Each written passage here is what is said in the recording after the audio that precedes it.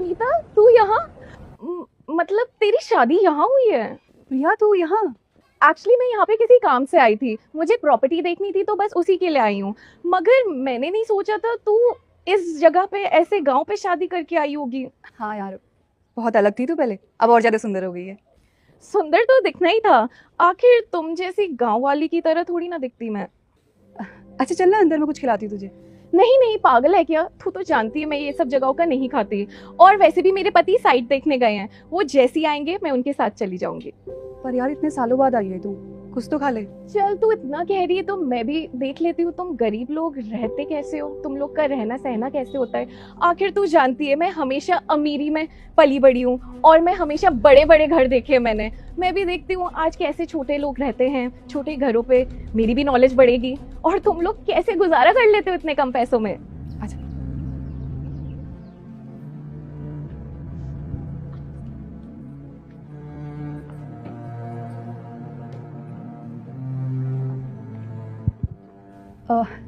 Mummy जी पापा जी, ये मेरी दोस्त आई है शहर से, बहुत सालों बाद आई है, मुझसे मिलने भी आ गई। नमस्ते अंकल। नमस्ते आंटी। नमस्ते बेटा, नमस्ते। नमस्ते बेटा। मम्मी जी पापा जी, मैं ना प्रिया के लिए चाय बना रही थी, आप दोनों के लिए भी बना दूं? हाँ हाँ, सबके लिए बना लो, सब पी लेंगे। ठीक है, प्रिया बैठो तुम।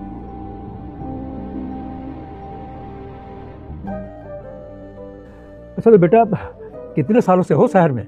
अंकल मैं पली बड़ी हूँ शहर में, कितने सालों से हूँ का क्या मतलब है आपका? मैं हमेशा से शहर में थी, वो तो मैं आज पहली बार आई हूँ यहाँ पे। और हाँ, जब ये मेरी दोस्त थी तब 1 महीने के लिए मैं रहने आई थी, मगर मुझे यहाँ के बारे में कुछ भी पसंद नहीं आया। मेरे को तो ये गांव की धूल मिट्टी, रहन सहन, लाइट का कुछ अता पता नहीं। I seriously don't like all this.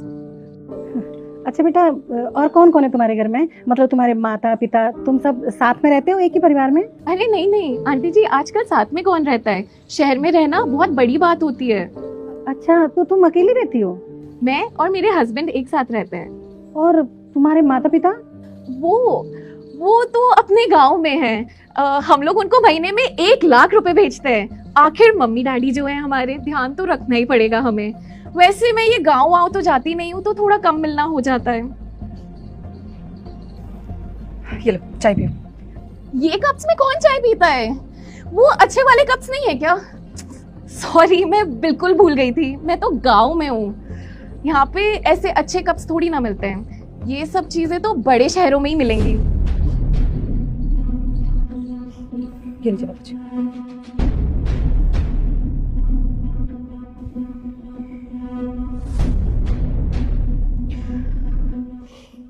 अच्छा अंकल आंटी देखिए, मैं आपको अपने घर की चीजें दिखाती हूँ। ये देखिए, मैंने अभी ये ज्वेलरी सेट खरीदा, ये लाखों का है। और ये आप देख रहे हैं, ये मैंने घर भी लिया है करोड़ों में। और बताइए ये कैसा है? ये सोफा अभी लिया था, ये भी लाखों का है, ये बाहर से मंगवाया है मैंने। और ये देखिए, ये फोन भी अभी लेटेस्ट, बिल्कुल लेटेस्ट मंगाया है मैंने। अच्छा है बेटा, अच्छा है सब। लो ये भी आ गए।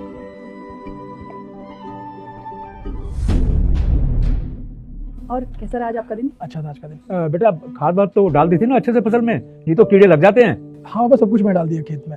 आपने दवाई ली? हाँ बेटा, ले ली दवाई, खा ली। अच्छा बेटा, ऐसा करना, मैंने ना कुछ पैसे रखे हैं, तुम जाके बैंक में जमा करवा देना। हाँ मैं आज करवा दूंगा ना।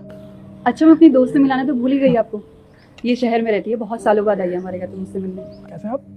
अच्छा। चलो आप हाथ पैर धो लीजिए, मैं खाना लगा देती हूँ। हाँ मैं हाथ में लगा तो फिर खाना खा तो फिर बात कर लूँ तुम्हारे दोस्त से, ठीक है होगा? कप रख देती।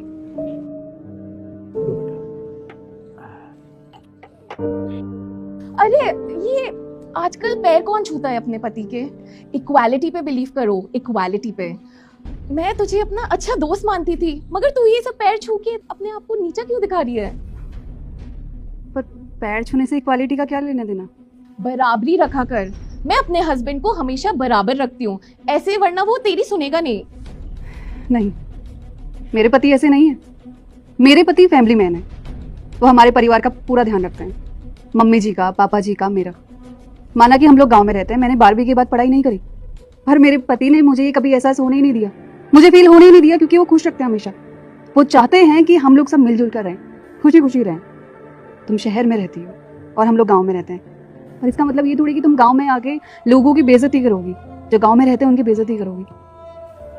अच्छा चलो एक बात बताओ, तुमने अपने पति के साथ लास्ट टाइम बैठकर खाना कब खाया था, या वो तुमको घुमाने कब लेकर गए थे? कोई बात नहीं। अच्छा ये बताओ कि तुमने अपने पति के साथ खुशी के 2 पल कब बिताए थे? समझ में नहीं आ रहा ना कि क्या बोलूं, क्योंकि तुम अपने पति के साथ खुश रहती ही नहीं हो, ना ही वो तुमको खुश रखते हैं। अगर तुम्हें यकीन नहीं हो रहा है तो तुम अपने पति को कॉल करके देख लो, उनको ये बोलो कि तुमको घुमाने लेकर चले या डिनर पर लेकर चले। कॉल करो, फिर पता चल जाएगा तुमको कौन खुश है कौन खुश नहीं है। कॉल करो तुम। हाँ हाँ क्यों नहीं, मेरा पति कुछ नहीं कहेगा, मैं जैसा कहूंगी वो वैसा ही करेगा। हेलो, वो मैं सोच रही थी आज कहीं घूमने चलते हैं, हम शॉपिंग वगैरह भी कर लेंगे और हाँ डिनर पे भी चलते हैं। पागल हो गई तुम, इतना काम है मेरे पास, इतना प्रेशर है मेरे पास, और तुम्हें घूमने फिरने की पड़ी है, खाने पीने की पड़ी है तुम्हें। वैसे ही तुमने पापा मम्मी को वृद्धाश्रम छुड़वा दिया, वरना कुछ ना कुछ घर काम तो कर लेते थे वो। अब महीने महीने पगार भेजनी पड़ती है और अब काम वाली को पैसे देने पड़ते हैं। ये सब कैसे होगा? कमाऊंगा नहीं तो सबको पैसे कैसे दूंगा मैं फिर? चलो अब फोन रखो, डिस्टर्ब मत करना मुझे बार बार।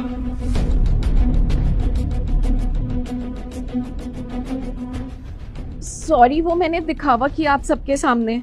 मुझे लगा गांव के लोग ऐसे ही होते हैं, मैं अपने आप को बहुत रिच समझती थी, मगर ऐसा कुछ नहीं है। प्लीज मुझे माफ कर दीजिए। कोई बात नहीं, इसमें माफी मांगने वाली कोई बात नहीं है। हम तो तुमको बस ये समझाना चाह रहे थे कि तुम जो कुछ भी बोल रही थी गलत बोल रही थी। तुम शहर में रहती हो, शहर में बहुत कुछ होता है जो गांव में नहीं होता, और बहुत लोग ऐसे भी होते हैं जिनके पास बहुत सारे पैसे होते हैं, और बहुत लोग ऐसे भी होते हैं जिनके पास बिल्कुल भी पैसे नहीं होते। इसका मतलब ये थोड़ी कि जिसके पास बहुत सारे पैसे हैं वो उस इंसान को नीचा दिखाए जिसके पास कुछ भी नहीं है। हमें हमेशा मिलकर रहना चाहिए, खुश रहना चाहिए, जैसे हम सभी रहते हैं। हाँ, मैं आगे से दोबारा कभी ऐसा कुछ नहीं करूंगी, मैं कभी ऐसे किसी को नीचा नहीं दिखाऊंगी।